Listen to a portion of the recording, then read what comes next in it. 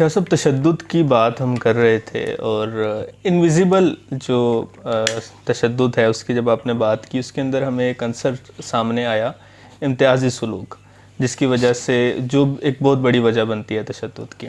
अच्छा, इम्तियाज़ी सलूक तो हमें सियासी निज़ाम में भी नज़र आता है, समाजी निज़ाम में भी नज़र आता है, ख़ानदानी निज़ाम में भी नज़र आता है, इनफरादी तौर पे भी नज़र आता है लोग एक दूसरे के साथ। तो अगर हम एक एक करके चलें और ख़ानदानी निज़ाम की बात करें तो इम्तियाज़ी सलूक के सबब जो तशद्दुद पैदा होता है ख़ानदान में, एक घर में, वो भी बहुत से मसाइल का सबब बनता है उसके एक घर के माहौल के लिए।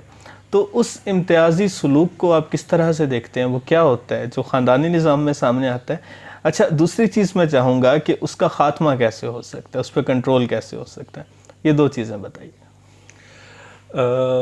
इम्तियाज़ी सलूक या डिस्क्रिमिनेशन या डिस्क्रिमिनेटिव बिहेवियर जिसको हम कहते हैं, तो इसका मतलब ये है कि कुछ लोगों से आप उस तरह से सलूक नहीं कर रहे जैसे आप कुछ दूसरे अपने पसंदीदा लोगों से करते हैं या जैसे आप अपने साथ करते हैं।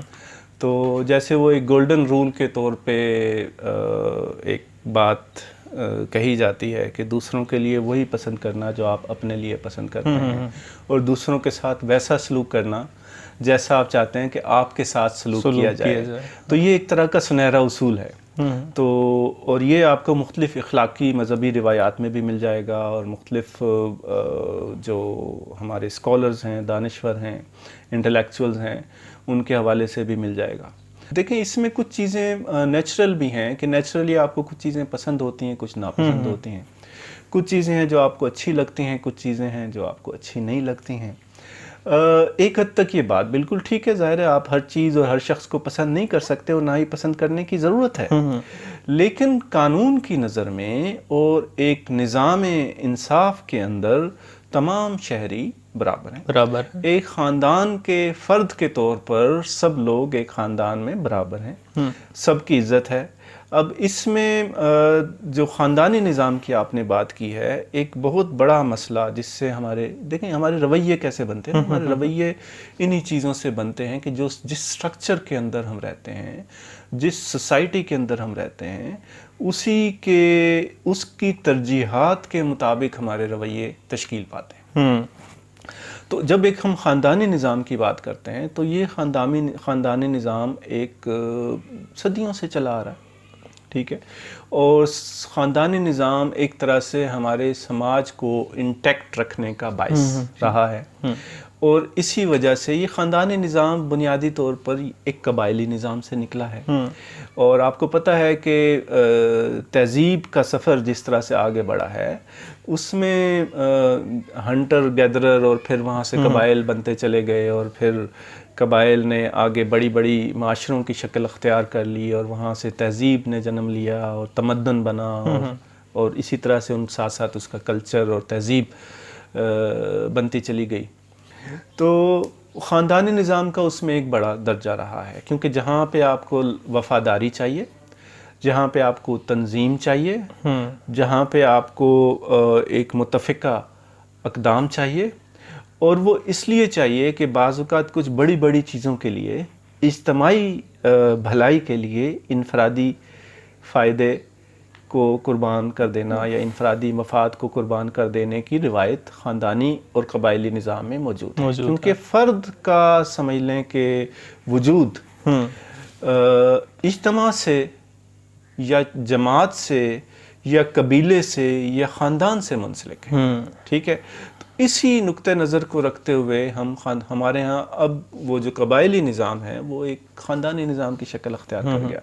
तो इस वक्त हम मौजूदा ज़माने का अगर जायज़ा लें तो हमें कम अज़ कम पाकिस्तान के अंदर ख़ानदानी निज़ाम मुख्तलिफ़ शक्लों में नज़र आता है।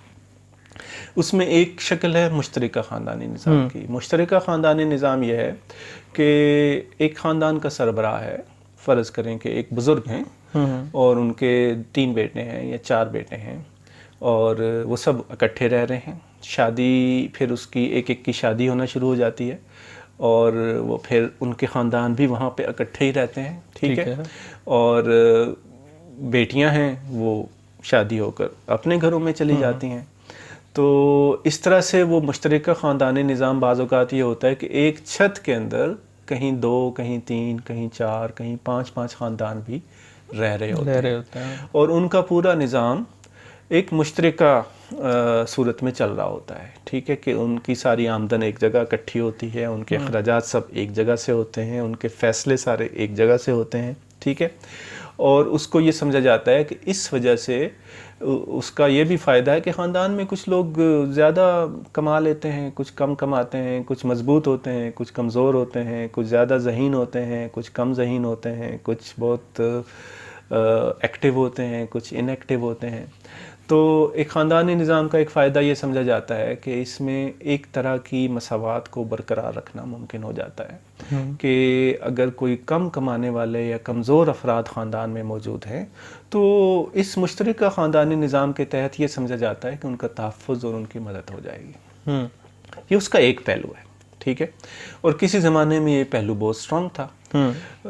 میں کچھ قبائلی علاقوں میں کے لوگوں کے ساتھ وہاں پہ انٹریکشن میرا رہا ہے, اور میں ایسے ہمارے دوست ہیں جن کو میں جانتا ہوں جو یعنی ایک خاندان کے اندر 100 150 افراد بھی رہتے ہیں اور ان کا کھانا ایک جگہ پکتا ہے اور وہ دیگوں میں پکتا ہے. ٹھیک ہے, اور اس کی وجہ سے سب لوگ چاہے اس کے اندر امیر ہیں یا غریب ہیں, کم کمانے والے ہیں یا زیادہ کمانے والے ہیں, وہ سب ایک جیسا کھانا کھاتے ہیں.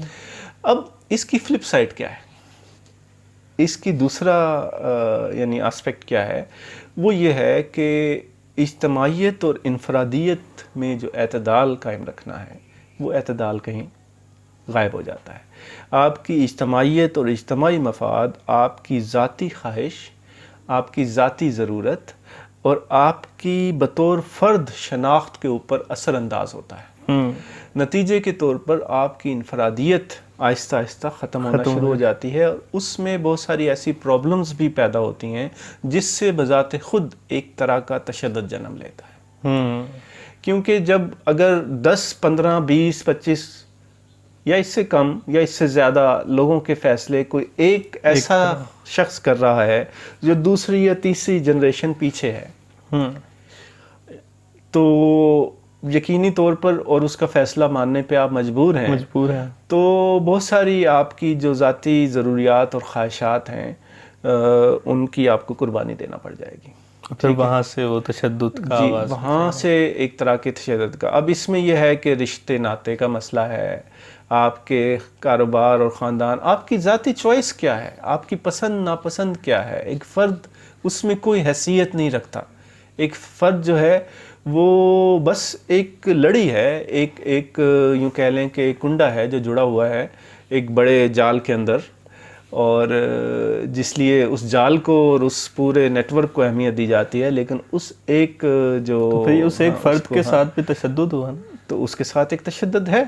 تو اسی لیے مشترکہ خاندانی نظام کے بعد ہمارے ہاں ایک یعنی یہ ایک بڑا مشترکہ خاندانی نظام کی بہت ساری پرابلم جس میں آ جاتی ہیں. اس میں جو رویے پیدا ہوتے ہیں اس میں سازشی تھیریز جنم لیتی ہیں, اس میں شکوے شکایت کا کلچر چلتا ہے, اس میں مسلسل کسی کو اوپر کرنا اور کسی کو نیچے, یعنی جو یوں کہہ لیں کہ محلاتی سازشیں ہیں.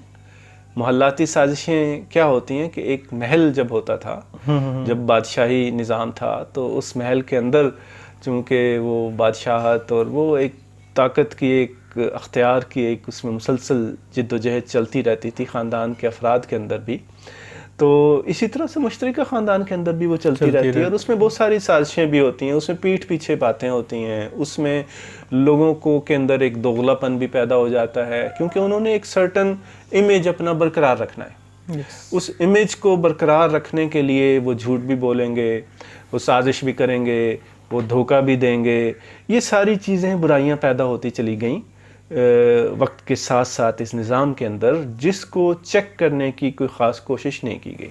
اسی لیے ایک دوسرا تصور نیوکلیئر فیملی کا پیدا ہوا کہ جو نیوکلیئر فیملی ہے اس میں یہ ہے کہ فیملی وہ ہے کہ جہاں پہ ایک آدمی کی شادی ہوئی ہے, وہ میاں بیوی ہیں, اب انہوں نے اپنا خاندان بنانا ہے, اب ان کو آزاد کر دیا جاتا ہے, ان کی جو ہیلپ کی جا سکتی ہے کی جا سکتی ہے. لیکن بعض جگہوں پہ ایسا ہے, ہمارے ایک دوست ہیں ان کی جب شادی ہوئی تو شادی کے وقت ہی ان کے والدین نے انہیں کہا کہ بھئی اب آپ اپنا الگ سے، اب آپ ایک نیا خاندان ہیں، بے شک آپ ہمارے خاندان کا حصہ ہیں، لیکن یہ ہے کہ اب آپ کو زندگی اپنے طور پہ گزارنی ہے. ان کو الگ کر دیا، وہ الگ گھر میں رہ رہے ہیں. لیکن اس میں یہ تھا کہ وہ صاحب چونکہ اچھے سیٹل تھے، وہ اچھی نوکری کر رہے تھے، اچھا کھا کما رہے تھے، تو ان کو کوئی مسئلہ نہیں ہوا. والدین بھی چونکہ خوشحال تھے، ان کو بھی کوئی مسئلہ نہیں ہوا. یہاں پہ زیادہ مسائل وہاں ہوتے ہیں جہاں پہ یہ معاشی مسائل زیادہ ہوتے ہیں، کیونکہ جہاں پہ اگر وہ لڑکا نہیں کما رہا یا کم کما رہا ہے، اب وہ گھر اکیلا بنا کے کیسے رہے گا؟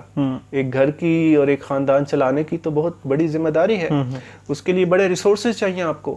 وہ اکیلا اس کا بندوبست نہیں کر سکتا، نتیجتاً اس کو ایک بڑی فیملی میں رہنا پڑتا ہے. جب بڑی فیملی میں رہنا پڑتا ہے تو بڑی فیملی کا جو کلچر ہے اور جو اس کے رولز ہیں وہ اس کو فالو کرنے پڑتے ہیں. نتیجتاً اس کی اپنی آزاد زندگی جو ہے وہ کمپرومائز ہو جاتی ہے. تو یہ نیوکلیئر فیملی کا پھر یہ فائدہ ہے کہ آپ اپنی مرضی سے زندگی گزار سکتے ہیں، اور وہاں پہ ورنہ آپ کی جو پرائیویسی ہے، مشترکہ خاندان کی ایک اور بھی خرابی یہ ہے کہ کسی کی کوئی پرائیویسی نہیں رہتی ہے.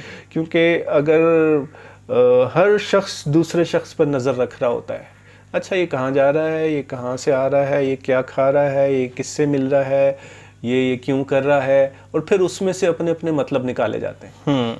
تو یہ ساری خرابیاں ہمارے مشترکہ خاندانی نظام کی ہیں. تو یہ جو معاشرے میں ہمارے جبر ہے، جو ہمارے معاشرے میں امتیازی سلوک ہے، اس کا ایک بہت بڑا فیکٹر مشترکہ خاندانی نظام بھی ہے. مشترکہ خاندانی نظام ایک زمانے میں اس کے فائدے زیادہ تھے، نقصان کم تھے، جب آپ ایک زیادہ ابتدائی دور میں تھے، لیکن اب میرا خیال یہ ہے کہ اس کے نقصان اس کے فائدوں سے بڑھ چکے ہیں.